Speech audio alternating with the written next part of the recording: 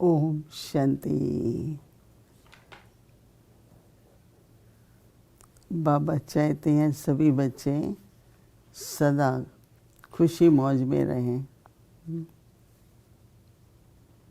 तो आप सभी खुशी मौज में हो, हर बात से खुश, ड्रामा के हर सीन से खुश, सभी से खुश रहें। तो आज बाबा जो व्यक्ति इशारा भी दे रहे हैं कि खुशी की लहर फैलाओ। लहर मतलब वातावरण बनाओ। कई पूछते हैं लौकिक दुनिया में को दुनिया की जो हालत है, दुनिया में जो इतनी समस्याएं हैं, अपने व्यक्तिगत में समस्याएं, हर बात में समस्या है, तो किस बात की खुशी करें हम।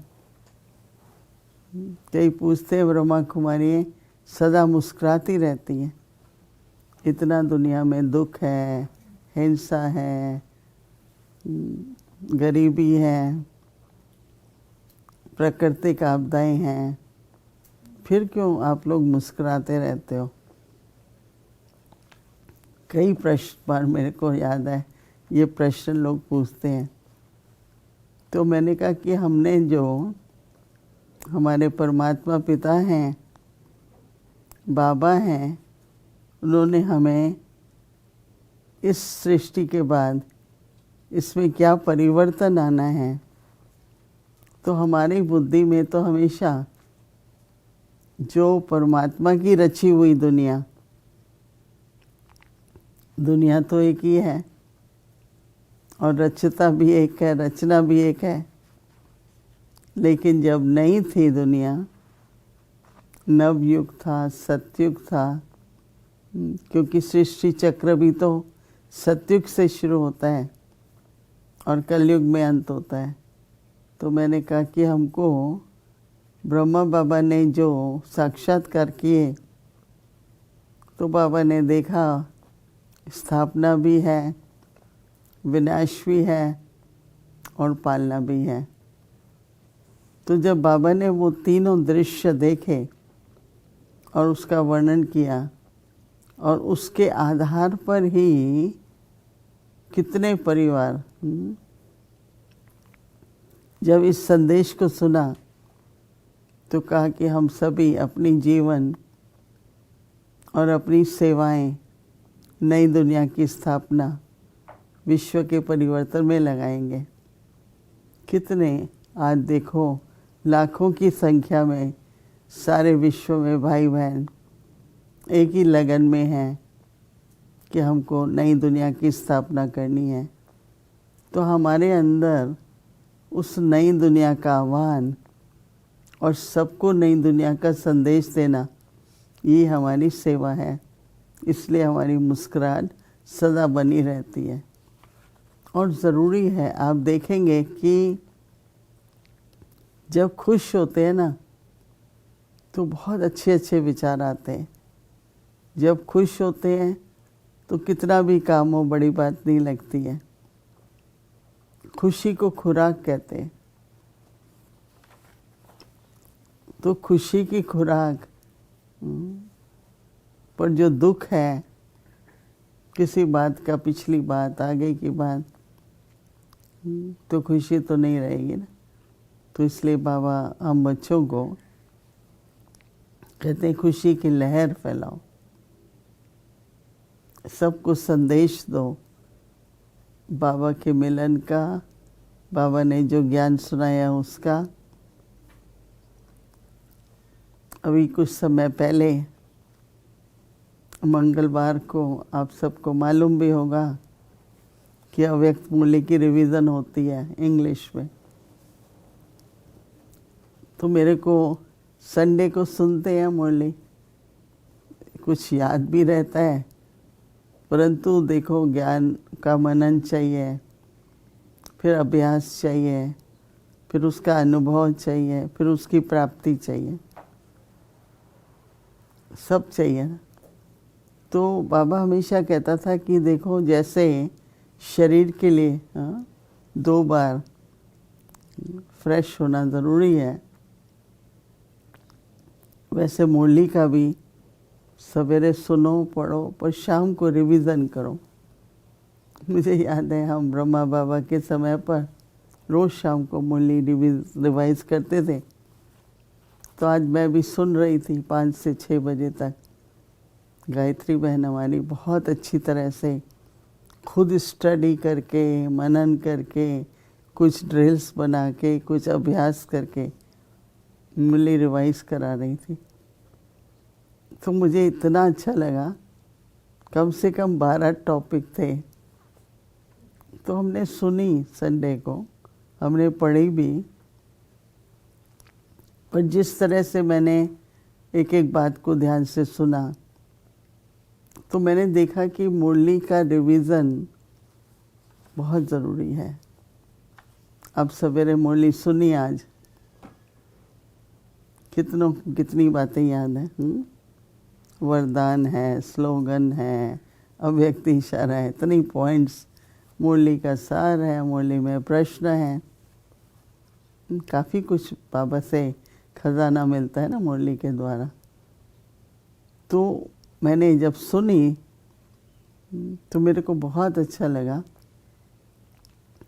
देखो बाबा की याद और एकाग्रता दोनों बहुत ज़रूरी है लाइफ में, राइट। एकाग्रता भी हो और बाबा की याद भी हो। तो मुरली सुन के जो मनन होता है ना, उससे मन के अंदर जो ज्ञान के मनन से स्थिरता आती है, एकाग्रता आती है।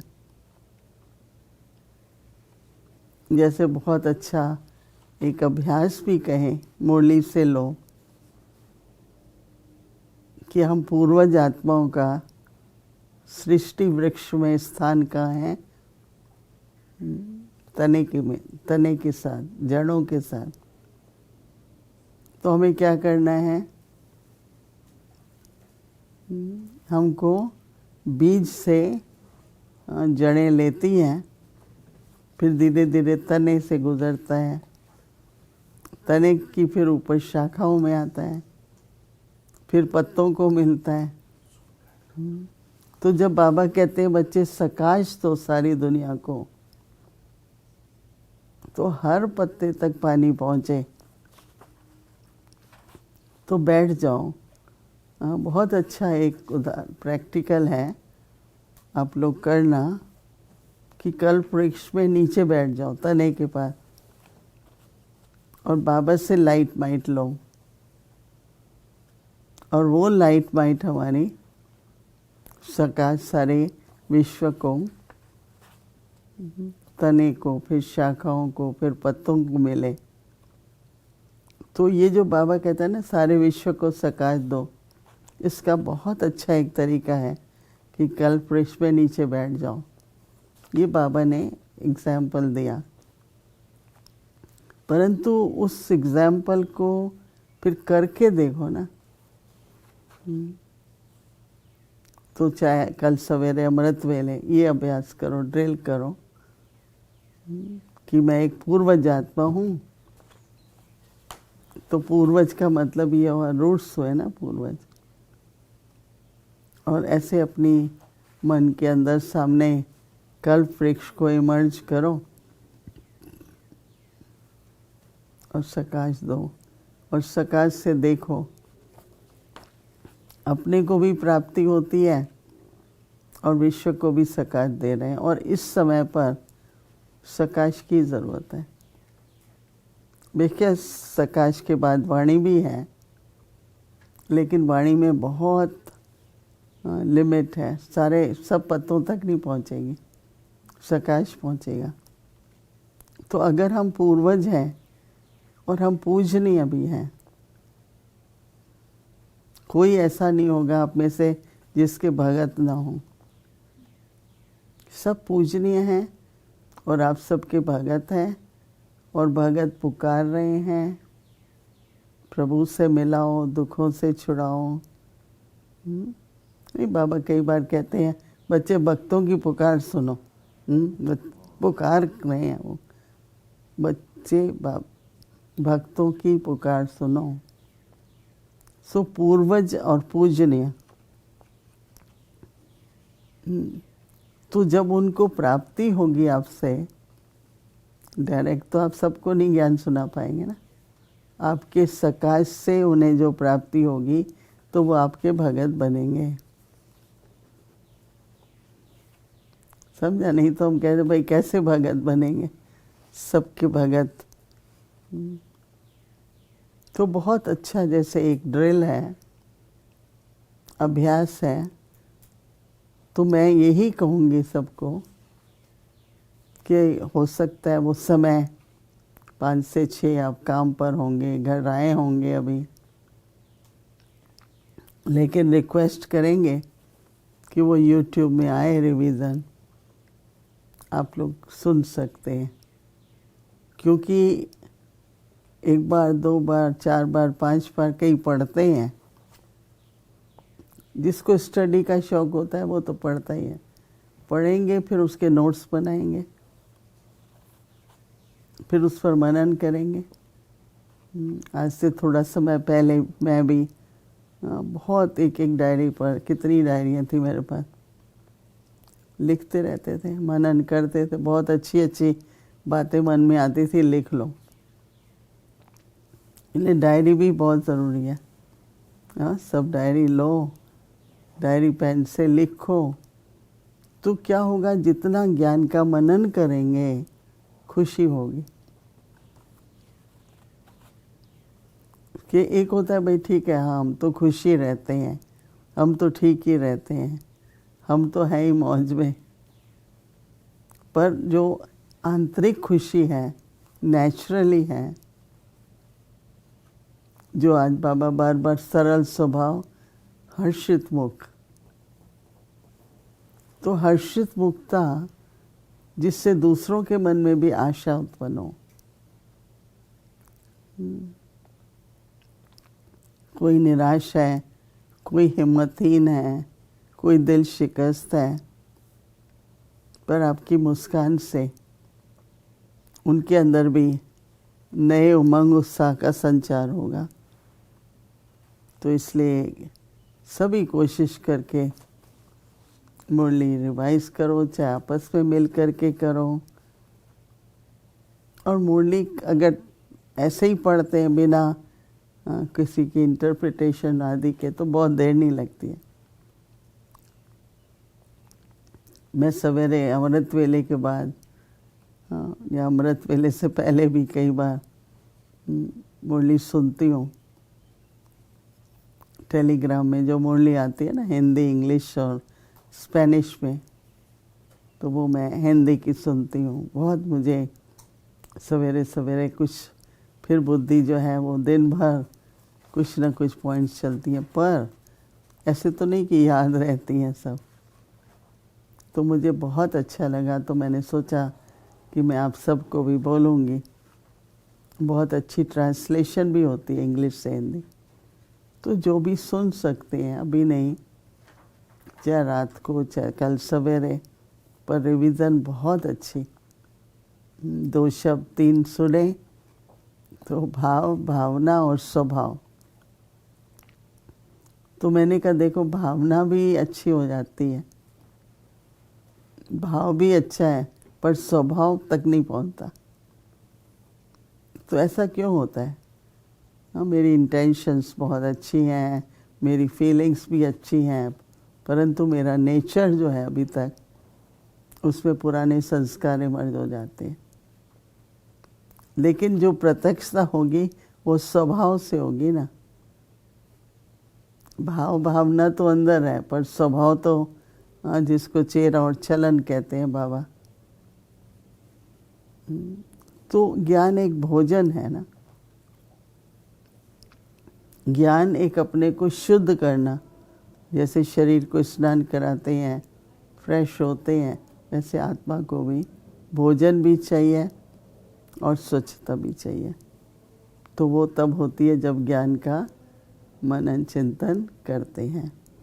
तो खुशी की लहर फैलाओ, उसका प्रैक्टिकल स्वरूप बनने के लिए बाबा कहते हैं कि आपके संकल्प, बाबा कहते हैं आपका हर बोल में विशेषता हो। साधारण संकल्प न हो, आपका हर संकल्प हर बोल में विशेषता हो। बाबा कहते हैं सदा सरल, बाबा कहते हैं सदा सरल स्वभाव, सरल बोल, सरलता संपन्न कर्म में,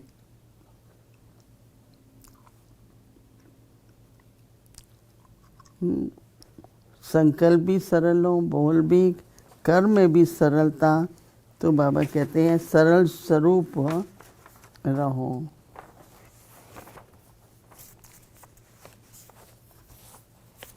कई होते हैं ना, वो सोचते ही रहते हैं, सोचते ही रहते हैं। सरल स्वभाव वाला बात हो गई, चलो हो गई, कल्याण है, भला है, ड्रामा है, आगे बढ़ो। तो बाबा कहते हैं कि सदा एक की मत, एक से ही सर्व संबंध, और एक से ही बाबा कहते हैं सब प्राप्तियां, एक मत, एक से ही सर्व संबंध। और बाबा कहते हैं कि सर्व प्राप्तियां ऐसे, बाबा कहते हैं एक के द्वारा सदा एक रस होकर क्या करना है, सहज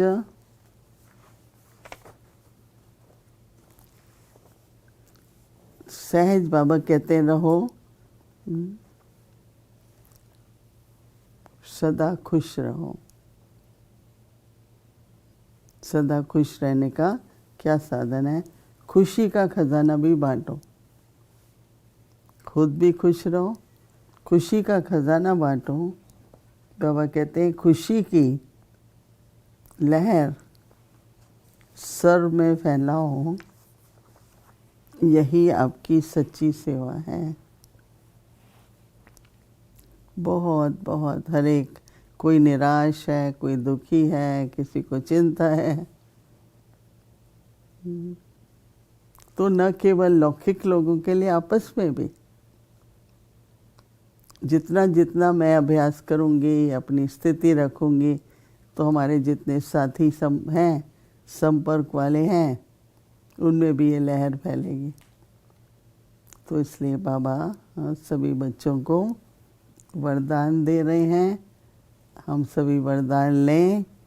और क्या वरदान है कि सदा खुश रहो, और क्या करो, खुशी की लहर फैलाओ।